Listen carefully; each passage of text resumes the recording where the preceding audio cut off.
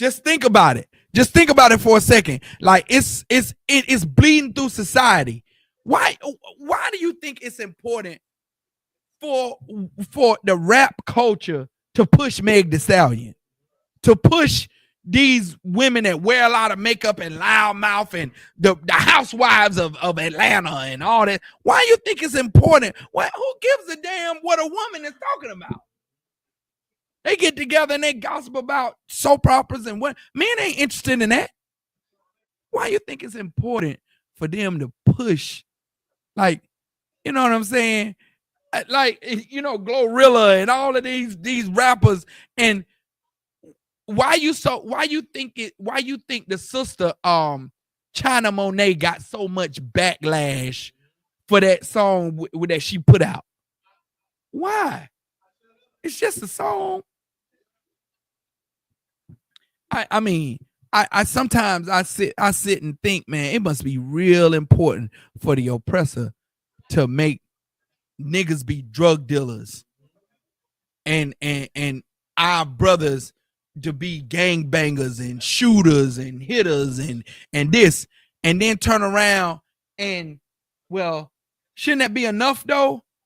Like if most of our brothers are drug dealers and gangbangers, should that be enough? They come back around, they double back, and then they put all the videos on TV, they all social media about, well, if he ain't here lately, is if he don't take me to a certain restaurant, he can't get with me. I want to have value man or whatever. If he can't pay for my dinner, then why is this pushed? To me, it really shouldn't matter. But it matters to the oppressor, because the oppressor is trying to push a certain spirit in our sisters to be 304s and to be thoughts and to think that a man ain't worth nothing if he can't buy you nothing. You know what I'm saying? That spirit is pushed so heavy, and it turns our sisters into the Glorillas, into the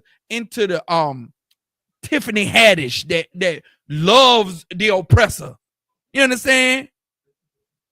And that attitude, that spirit is destroying our sisters. You understand? And that's why, and just bring it up to the day, why the Most High thought it so important to leave this story available and make Purim, you understand, in the Bible, and dedicate 2 days for the sisters to just realize that, no, you not nothing. You not just something, a piece of meat for a brother to climb or a nigga to climb on top of and do his business. That's not what this is about. You understand? It's a whole feast that's dedicated to bigging up the women, bigging up what a sister done, so other women can see what. Look at what Vashti did. And what the heathens, even the heathens, admitted that, look, if you don't do something about this, the other women are going to act just like this. You see what I'm saying? But then come around to Esther and what she's going to do, and it's going to talk about what she did. Why? So the women in Israel will pattern themselves after Esther instead of Vashti. You see what I'm saying? That's the important part about this. It's so that women can understand that your righteousness and your humility, your submission is your weapon. Go ahead, brother Salaki. No, Salaki, sir, if I could, like what you're saying is so heavy, and just to add on to what you're saying, like, you know, it's a personal attack against our people, because we can't think off the top of our head a white girl that we think as far as, you know, being evil to her white counterpart. Right. There's no white woman on the top of your head you can think, but if we think about black women, you can say Megan Thee Stallion, you can say Cardi B, you can say we have hundreds of them, because it's a specific attack against our nation of people. Right. You know even if you take the 304 of the white community, that Miley Cyrus, that is the you know what I'm saying? That's the head thought of white society. You don't never hear Miley Cyrus, you know, cussing out a white boy, being disrespectful to a white man. And I'm pretty sure she's getting it in with all of them. But you never hear her disrespecting the one she's with. But Cardi B and Meg Thee Stallion and Glorilla and what's that other one that tried to get with Chico Beans on the what's her name? She's a comedian. Who? Yeah, her. I seen this thought here is amazing. And what she is outstanding. She's outstanding in her thoughterage, if that's a word. You understand? It's crazy, but it's just us though. It's just us. And man, I thank the Most High for the I.S.U.P.K every day because we're changing that narrative. You understand? And again, along with the bashing, you sisters get the praise because big it up for the sisters, man. Because y'all are in here. You're in here. Instead of following what so many women do is disrespect a man. If he ain't taking me to Ruth's Chris, then he ain't worth my time. If he ain't doing this or making this kind of money or driving this kind of car, he ain't worth my time. Oh, no, it's I'm getting me out here, and you know what I'm saying? You sisters are not for the norm that we see in this place. You sisters are really for your brother. You understand? And that's what is very important. And that's what's gonna change this nation, man. You understand? It's being for your brothers, being for your nation. You know what I'm saying? Salakia, man. That was on the tangent. We done ran out of time, man. Go ahead, read a couple more. I'm gonna end it.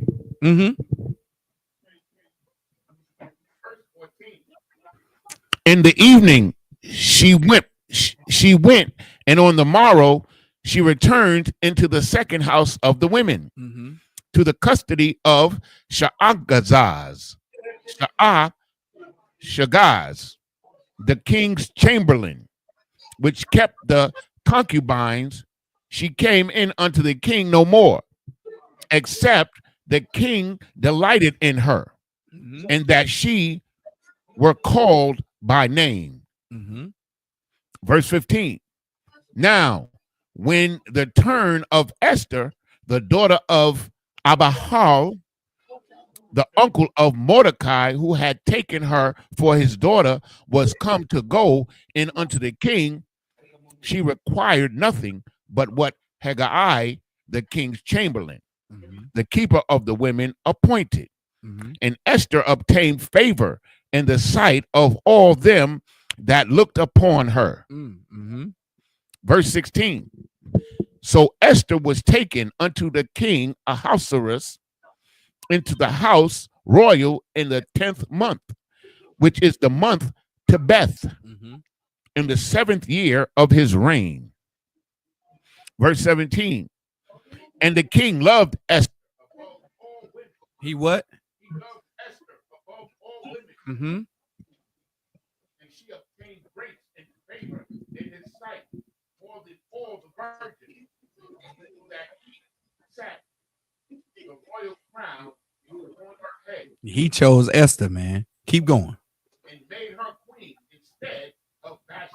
Man, she took Vashti. All of Vashti's stuff, she took it. You understand? I know I wanted to get a little bit further in the story, but no sweat. We'll pick it up tomorrow in the same spot. Now just understand, Esther got all of what Vashti got, all of what Vashti had, and now it belongs to Esther. You understand? And now the story picks up. The story gonna get real dicey when Haman comes into the picture. Haman comes into the picture and wants to destroy all the Israelites because he's a nasty, spear chucking African who hates us. You understand? And the sister mentioned earlier about Coming to America that you thought it was the movie. God damn them Africans, man. Them Africans, like our sisters are still on that African trip, when they see some African man thinking that he's gonna, I guess make their life better. You understand? Be the catch when those nasty Africans are, just they're heathens, just like the oppressor. So tomorrow you're gonna hear about how Haman, who was an African, is gonna try to come in and you're gonna find out what Purim is all about. Because if Haman had his way, then me and you wouldn't be sitting here today. This nation would have been wiped off the face of the planet, like the Medes. You understand? Like the Chaldeans, like the Midianites. You understand? like all these other societies and nations that's been wiped off the planet that you only hear about in the scriptures, but they don't exist anymore. You know what I'm saying? So if Haman had his way, we would be like that. But because of a sister, when they say the I.S.U.P.K hate women, we beat our women. We beat them. You understand? You're gonna find out how a sister saved this whole entire nation, man. You understand? And that's what Purim is about. And it takes 2 days to lay out the whole story for you, because it's a very integral story with a lot of ups and downs. It's a movie. Right. It's a movie. You can't make this up. When you hear about how the whole joint went down, it's gonna go down just like a movie, man. You understand? So with that, who takes it? Pass the class over to priest and officer Nadayab. You understand? The water for everybody joining us for this first night. Be sure to tune in tomorrow night as we pick up the story from where we left off. All right. Men of Israel, I'm going to give one courteous salute to the teacher, Amadium. Amadium Shabbat. Amadium Barak. Yahweh Hashem Yahweh Shabrakatah. Sisters, Amadium. We're going to give one courtesy salute to the sisters. Yadam Matah. We're going to turn and give one We're going to give one courteous salute to the sisters. Men of Israel, Amadium Shabbat, Amadium Barak, Yahweh Shema Latah Ba'ashim Yahweh Shah. Yashmatah, may be seated. Security announcements. We are the I.S.U.P.K. Start out at 1 West, 125th Street, Harlem, New York, under Commander Junior Yohana. New rules for brothers and sisters. When a new brother or sister comes into the school, they are off limits for 6 months. They are to be saluted only. They are here to shed themselves of the world. After 6 months, if a brother or a sister has an interest in a particular person, he or she must get permission from the head to speak to a brother or a sister. There's another 6 months in which the brother or sister will court each other. After this 6 months period, the brother or sister will get permission from the head to marry. Ties, which is a commandment. You can find this in Numbers 18, chapter 18, verse 21, and Malachi, chapter 3, verse 8 through 10. Means 10th, means 10th in the Hebrew, which is pronounced ma'ashara. 10% of every penny or of increase the Lord gives you, give to the Treasury Department or teacher. Priest fund. Free will offering for priests, not mandatory, whatsoever amount you would like to give. Upcoming holy convocations, which is the Lord's 56th annual Passover. And Salakia, you understand? The 56th annual Passover will be in Atlanta this year, April the 12th. There's a whole week of events, slated out for the Passover. It's a law that every Black, Hispanic, and Native Indian, Native First Nation people present themselves at the Passover. So it's not something that's, optional. It's something that's a commandment. So when you don't attend the Passover, you're breaking the law of the Most High. You understand? That's You're breaking that commandment. You understand? When you try to play the fence and try to, you know, go to church for this one time on you know, to please your family, you understand, to keep your mama off your back, you understand, you're breaking the law. Just understand that when bad things start to happen to you for breaking God's law, don't say, well, you know, it's just life, or I don't deserve it, or Lord, why me? Just understand that since you didn't present yourself at the Passover, you're opening yourself up to God's wrath. You understand? Go ahead. Come on. Remind Akim and Akwatium to check social media such as ISUPK.com, Facebook, Twitter, YouTube, and also Salakia, and so on for I.S.U.P.K events and material. If a brother wants to be a trooper in the school, then he is to start wearing all black, which includes black boots, shirt, pants, headband, Salakia, headband or scarf. And with that, class dismissed. Welcome to Atlanta.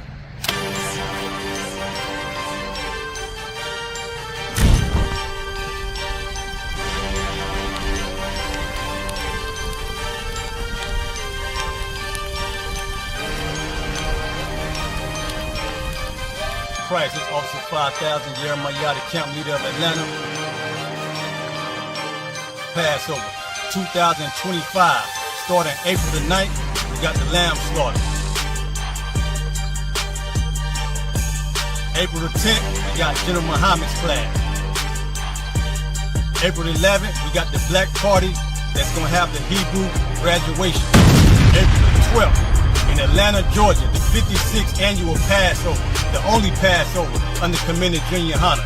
Our great and holy King has honored us for turning our lives from the darkness to the light, man. There's no greater gift you can receive than to wake up to the truth and then commit your life to saving your brothers, man. Looking in their eyes and seeing their faces and seeing what they've suffered and what they've gone through and seeing the end of it, man. It is a guaranteed seat in the kingdom of heaven, man. So in the name of our King Yahushua, we dedicate us another Passover of brothers and sisters' lives being saved. April the 13th, we got the Feast of Unleavened Bread.